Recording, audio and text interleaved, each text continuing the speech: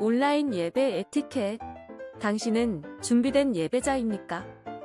지금 당신의 복장은 집에서 입던 옷 그대로 교회 갈 때처럼 깔끔하게 지금 당신의 자세는 침대에 누워서 편안하게 책상에 앉아서 준비된 자세로 찬양을 부를 때 당신의 자세는 누가 들을라 침묵을 지켜요.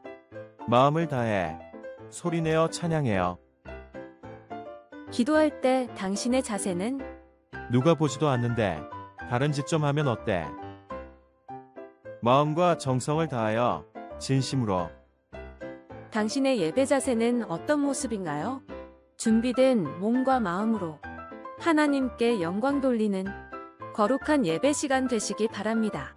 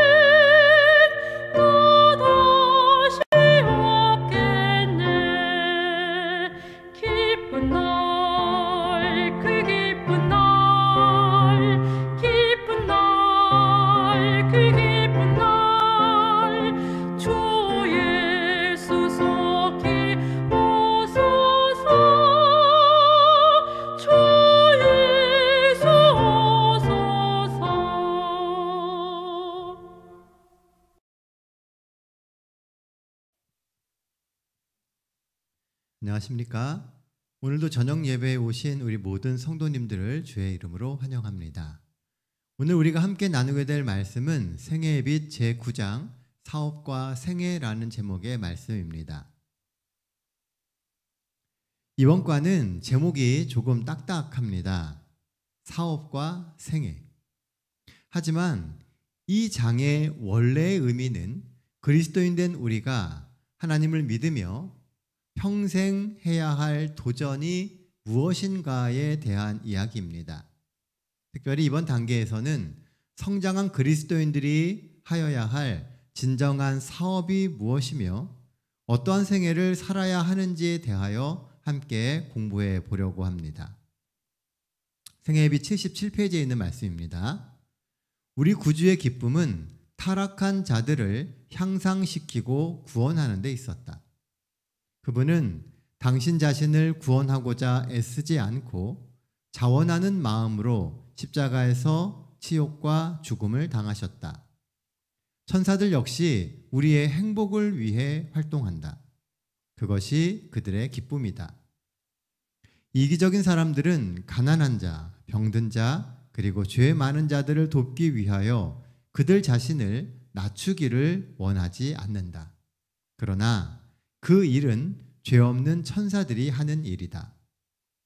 그리스도의 이타적인 사랑은 하늘에 충만해 있고 거기 있는 모든 이들의 기쁨이 된다. 그리스도를 따르는 사람들은 이런 사랑을 갖게 될 것이고 그것이 그들의 사업에 있어서 그들을 지도할 것이다. 방금 읽은 생애의 빛 말씀은 하나님과 또 하나님의 자녀된 자 그리고 천사들이 궁극적으로 취하게 되는 삶의 방향성에 대한 이야기를 하고 있습니다. 이 모든 것들은, 모든 이들은 하나의 방향을 향해서 그들의 삶의 목적을 가지고 있다는 것입니다. 그것은 바로 하나님이 우리에게 살아가라고 하시는 인생의 의미이자 목적이 되기도 합니다. 예수 그리스도의 생애의 가장 큰 목적이 무엇일까요?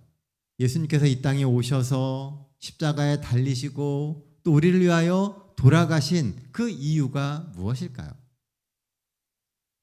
생애의 빛에는 이렇게 이야기합니다. 지상에서의 구주의 생활은 안일한 것이 아니었다.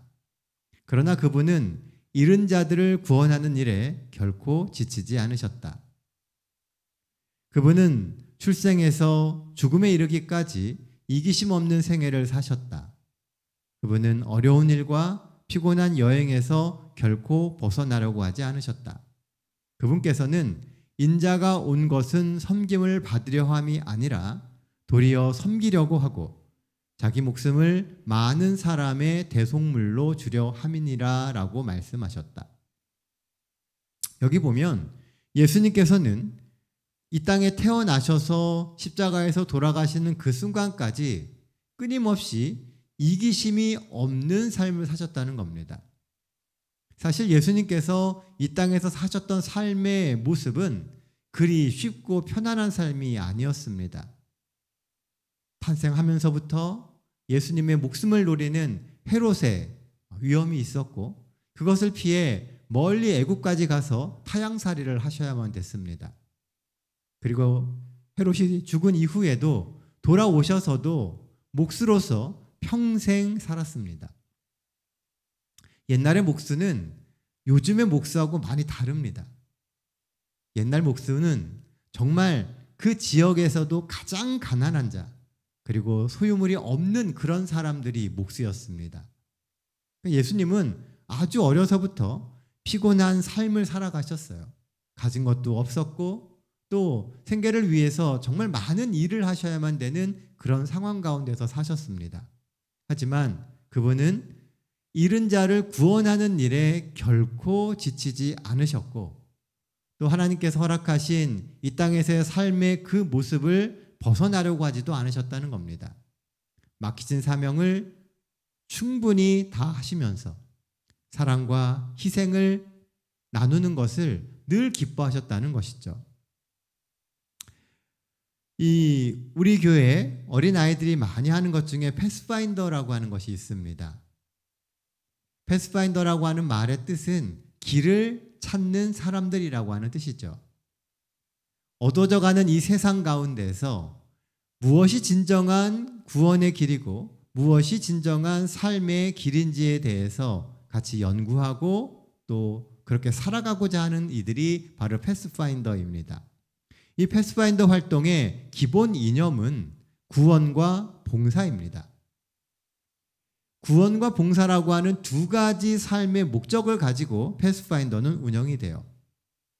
구원은 나와 내 주변 사람들을 위한 영적 활동이고, 봉사는 이 땅에서 하늘을 맛보게 하는 행복한 현재를 만드는 활동입니다. 그러니까 내 주변 사람들을 구원하기 위하여 우리는 영적인 활동을 해야 하고, 또한 그들로 하여금 그 구원을 이루어 나갈 수 있도록 돕기 위해서 우리는 봉사라고 하는 것을 한다는 것입니다. 예수께서도 우리가 미래의 구원을 얻게 하기 위해서 우리의 암울한 현실에 우리가 짓눌리지 않도록 늘 사람들을 만나시고 복음을 전하고 구원의 소망을 주셨던 것입니다. 매일매일 주어진 시간을 행복하게 살아내는 우리 모두가 될 수 있기를 간절히 소망합니다. 그래서 정말 예수님이 우리에게 원하시는 삶의 기쁨이 있고 삶의 목적이 있고, 그리고 더 나아가서 구원의 기쁨을 매 순간 누릴 수 있는 그런 우리 성도들이 되시기를 간절히 소망합니다. 본문에서 이야기하는 두 번째 이야기는 참으로 회개한 자의 생애는 어떤 변화가 있는가 하는 것입니다. 회개한 자의 생애.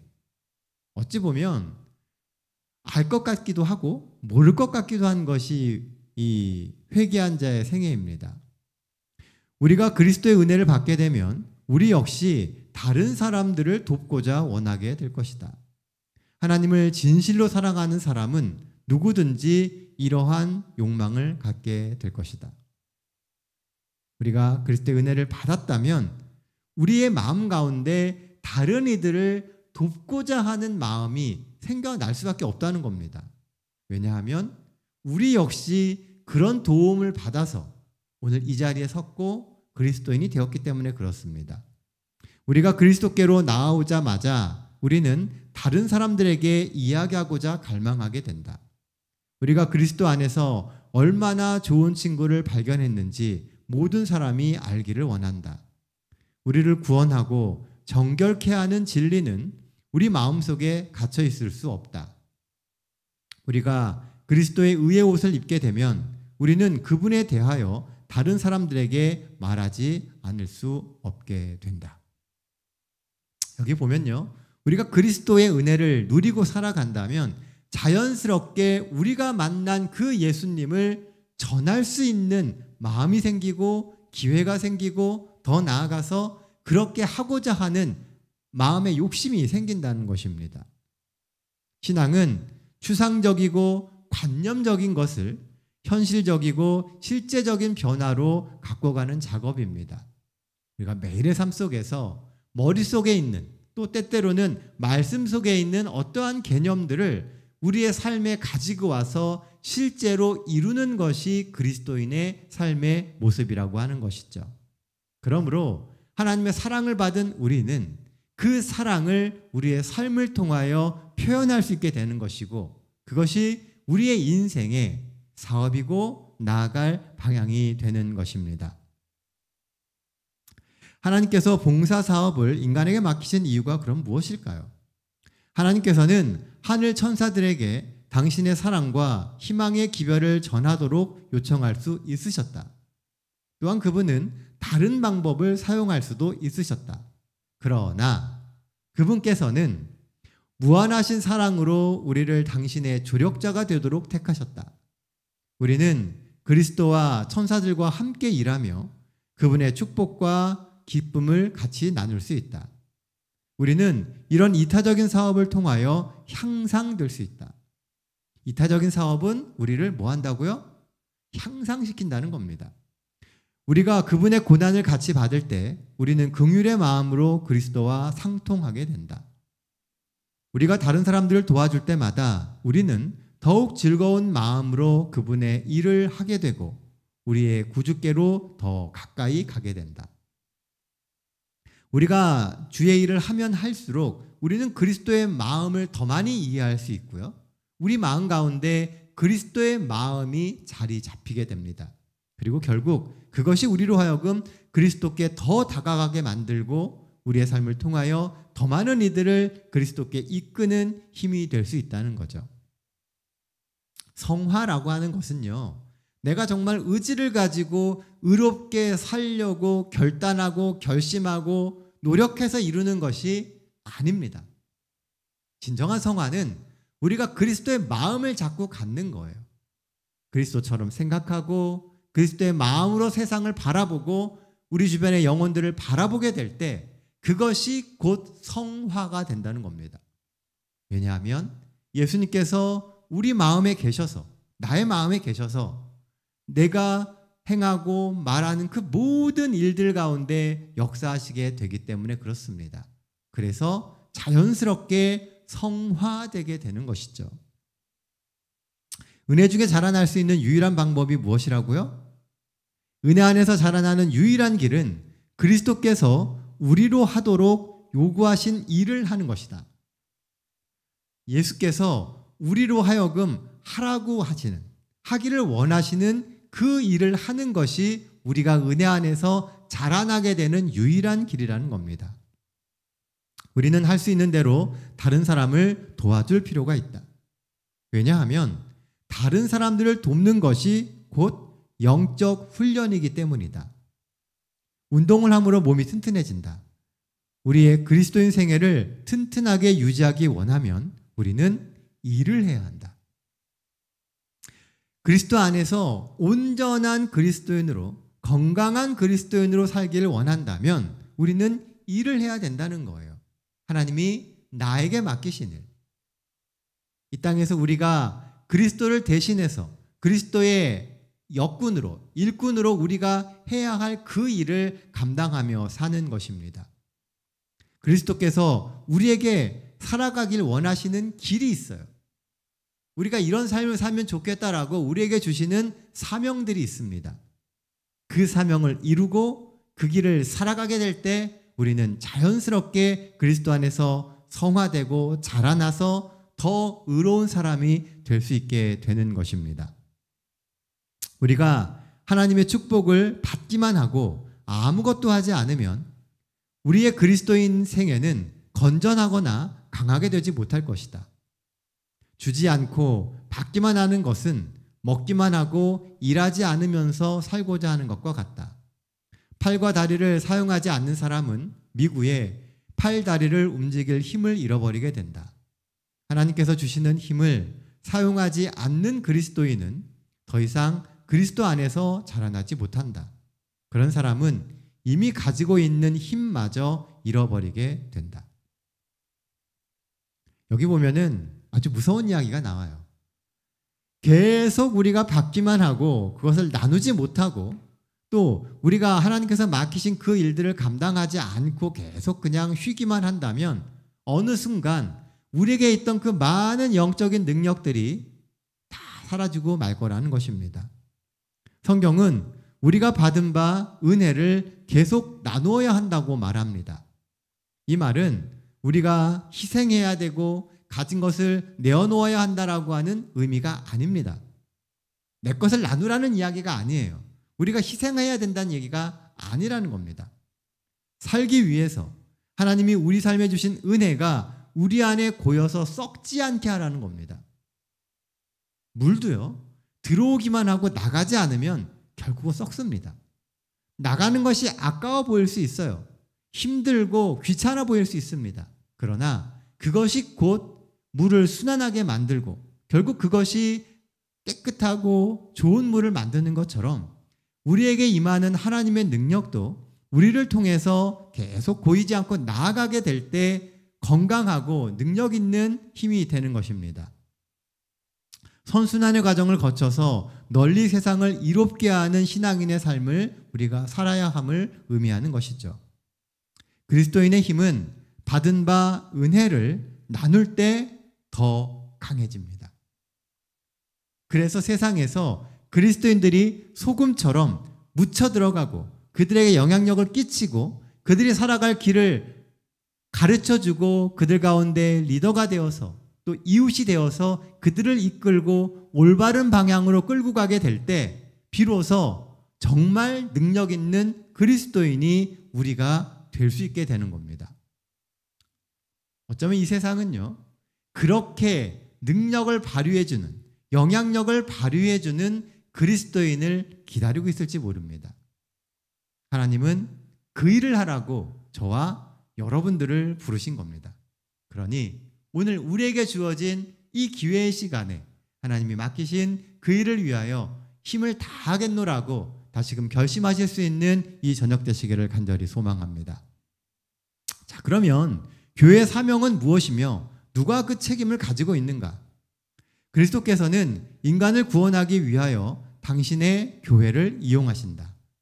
교회의 사명은 예수님과 그분의 사랑에 대한 이야기를 세상에 전하는 것이다. 이 이야기를 전하는 것이 모든 그리스도인의 의무이다. 모든 사람은 이 일을 할 수 있는 역량껏 해야 한다. 하나님의 사랑이 우리에게 알려졌기 때문에 우리는 그분을 알지 못하는 사람들에게 그것을 전해주어야 할 빚을 지고 있다. 하나님께서 우리에게 빚을 주셨다. 그러나 그것은 우리 자신을 위해서 주신 것이 아니다. 우리는 그것을 다른 사람들에게 전해 주어야 한다. 교회 사명이 무엇이라고요? 예수님과 그분의 사랑에 대한 이야기를 세상에 전하는 거예요. 큰 일을 하라고 우리를 부르신 게 아닙니다. 그저 우리에게 맡겨진 그 사명을 나누고 전하라는 거죠. 우리는 지난 안식일 오후에 집사 헌신회를 했습니다. 집사라고 하는 직분은요, 어찌 보면 교회에서는 굉장히 부담스러운 직분일 수 있습니다. 참 많은 일을 하는 것처럼 보여져요. 그런데 사실 집사가 하게 되는 가장 중요한 역할은 바로 하나님께서 우리에게 맡기신 그 사랑의 빚을 세상에게 나누는 것입니다. 그래서 때때로는 그것이 우리의 봉사를 통해서 나타나기도 하고요.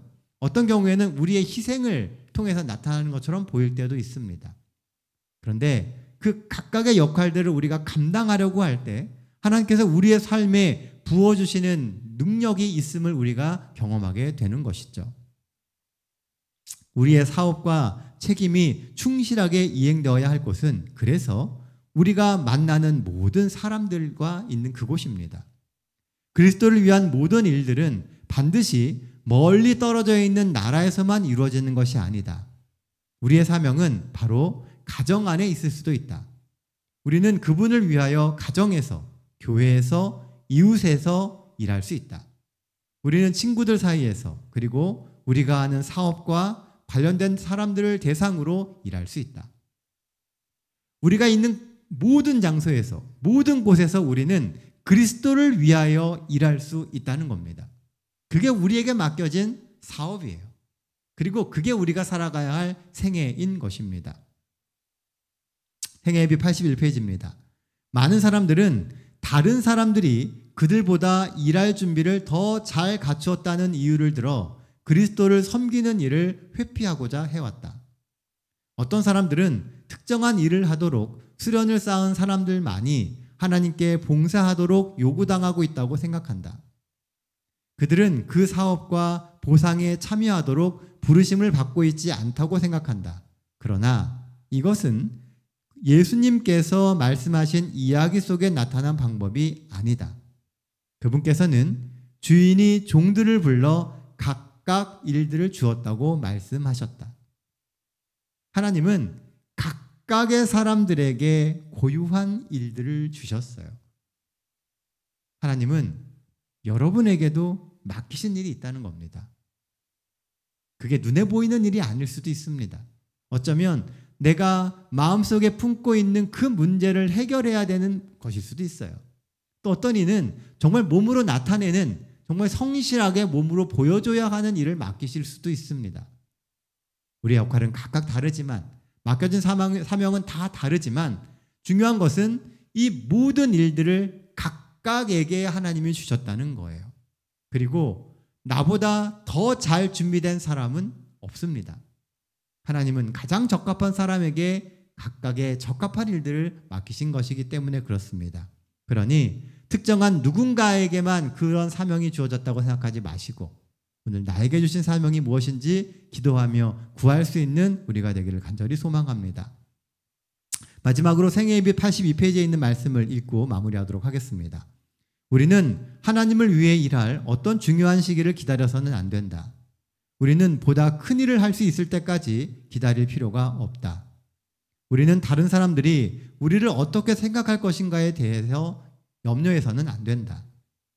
우리의 일상생활은 우리의 믿음이 순결하고 진실하다는 것을 보여주어야 한다. 우리의 매일의 삶 속에서 우리가 올바른 신앙을 하고 있음을 우리는 늘 보여줘야 합니다. 그리고 그런 선택을 해야 돼요. 믿음으로 주께 구하며 하게 되는 모든 선택은 다 의미 있고 결코 실패하지 않은 선택입니다. 그리고 하나님께서 우리에게 어떤 일을 맡기실 때까지 기다리지 마시고 하나님이 나에게 말씀하시는 그 순간 그 일을 위하여 삶을 던질 수 있는 우리 모두가 되시기를 간절히 소망합니다. 그래서 우리가 있는 곳곳에서 하나님의 놀라운 역사가 일어나고 마지막 시대에 늦은비 성령의 역사가 있게 되기를 간절히 소망합니다. 특별히 우리 동탄 새하늘교회를 통해서 이 동탄 지역에 하나님의 복음이 전해져서 복음의 흥왕으로 정말 많은 이들이 그리스도를 영접하고 주께 돌아오는 놀라운 역사가 2025년 한 해에 우리 동탄 새하늘교회에 있기를 간절히 소망합니다. 기도하겠습니다.